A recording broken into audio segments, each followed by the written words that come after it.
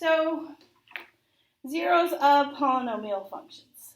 So if we look at this first one, the graph of f of x, it's a cubic function because we've already looked at a cubic function. We know what that is. I think it was the very first day in pre-cal. Seems like forever ago. So let's talk about what left end behavior means.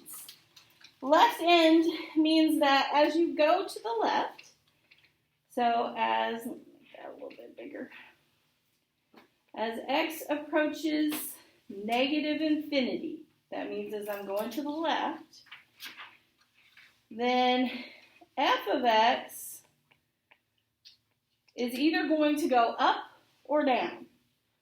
So as I go this way, what does f of x or the graph do? It goes down. So that would be negative infinity. That's called end behavior. So as I go to the left, that's as I go to negative infinity on x, the y, or f of x, goes to negative infinity. Right end behavior. So that is as x approaches the right, positive infinity, f of x approaches. So what's f of x doing? Going to infinity. Yeah, it's going up, which is infinity. So as I go to the right, the graph of f of x goes up. So that is infinity. Absolutely right. Zeros. Zeros are where on a graph? On the axis. Yeah, it's where they cross or touch the x-axis. So where does it cross or touch the x-axis here? At -2 and 1. -2 and 1 and -1. Do I see that? So you just see where it crosses the x-axis, and those are called the zeros. So x equals -2, -1, and 1.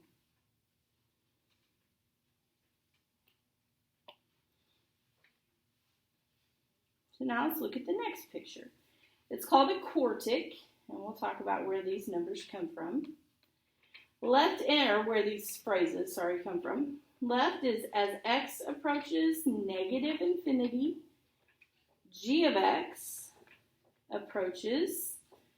What's g of x doing on this one, Zella? It goes up. It goes up, yeah, it's this side. So then on the left, the graph points up, so it's infinity. The right end behavior says as x approaches positive infinity, so that means it goes to the right. G of x goes where? What does g of x do, Justin?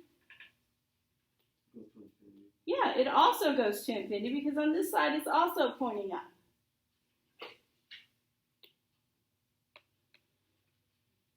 Those are end behavior, and that's important. Look at the graph and tell me what the zeros are, Jenna. -2.5, and is it like constant? Yeah, where do you think is about the middle of that? Yeah, I would go -2.5, and then where do you think it's exactly at 0 or close? 1.5 to 2. Yeah, so I'm going to say right there. It's actually slightly below it on the left and slightly above it on the right. It's hard to tell from the picture, which is really why we have the equations. But I'm going to agree with Jenna that that's about -2.5, and then at 2-ish. So we're going to say those are our zeros. Okay, you fill in that last column for h of x.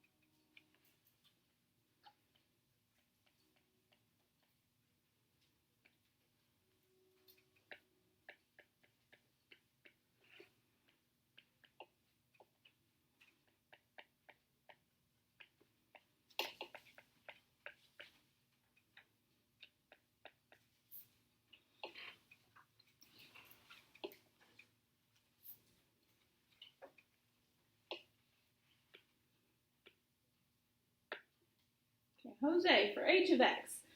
As x approaches negative infinity, what's h of x approach? Negative. Yeah, it's pointing down. So we would say that that is negative infinity. And notice that's called a quintic function. Kendrick, as x approaches infinity, what does h of x approach? Positive infinity, yep. It goes up. Because on the right side of the graph, it's pointing up. And then Donna, tell me what the zeros are. -1, -2. Mm-hmm.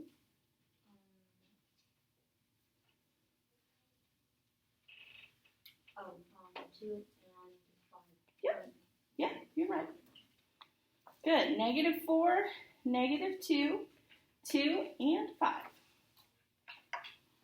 Excellent.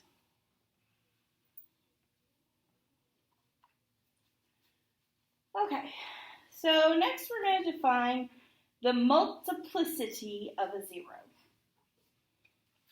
And we alluded to this a little bit on the last section. If you watched the videos from yesterday, we did it a little bit. We didn't use the word multiplicity though. The multiplicity of x equals a as a zero is the number of times x minus a is a factor of the function. So yesterday on some of the notes, it kept asking, like, how many times does x minus 1 go into something? We just kept having to divide it. So we were finding out the multiplicity of it. We just weren't calling it that yet. So that's what multiplicity is. So if a zero pops up more than once, then it has more than one multiplicity. It occurs more often. Okay, so these are just statements of truth that are just letting you know, and we're going to try to draw some conclusions. In the graph of f of x, all the zeros have a multiplicity of 1. So let's look at this graph. See if I can get rid of all that. Okay, so all those zeros have a multiplicity of 1. The next statement says, in the graph of g of x, over here, if I look at g of x, in the graph of g of x, the zero of negative 2.5 has a multiplicity of 1. And then x equals 2 has a multiplicity of 3. Okay. And then for h of x,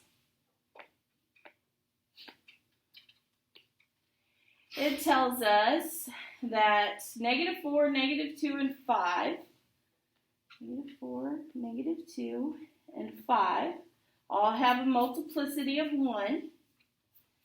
And then x equals 2, I should have made those black.